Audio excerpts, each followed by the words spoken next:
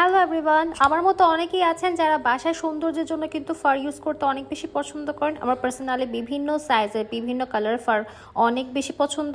তো যে প্রবলেমটা আমার সব থেকে বেশি ফেস করি সেটা হচ্ছে ফারটা অনেক ময়লা হয়ে গেলে কিন্তু আমি এটা একটু ধুয়ে এটা শুকাতে দিই, আর এরপর দেখা যায় এমন রাফ টাইপের হয়ে যায়। শুরু থেকে পারচেস করার পর যেরকম একটা সফটনেস থাকে সেটা কিন্তু একদমই চলে যায়। তাই মাত্র একটা জিনিস ইউজ করে কিভাবে এই ফারের আগের মতো একদম সফটনেসটা ধরে রাখতে পারেন সেটা আমি আজকে ভিডিওতে শেয়ার করতে যাচ্ছি।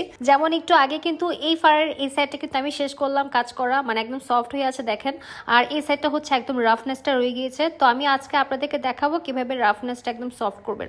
তো তার আগে আমি দেখাই এটা কেরামতি চিরুনি সাহায্যে এতগুলো মানে লোম উঠছে এখান থেকে। এটা ধোয়ার জন্য আমি প্রথমে একটা বালতিতে একদম বেশি করে পানি নিয়ে তারপর তাতে আমি দিয়ে দিয়েছি প্রায় 1 কাপের মতো ঝেট পাউডার, আর এরপর আমি দিয়ে দিয়েছি হাফ কাপের মতো শ্যাম্পুটা এই কারণে দেয়া যাতে করে এই ফারের যেই লোমগুলো দেখতে পাচ্ছেন এগুলো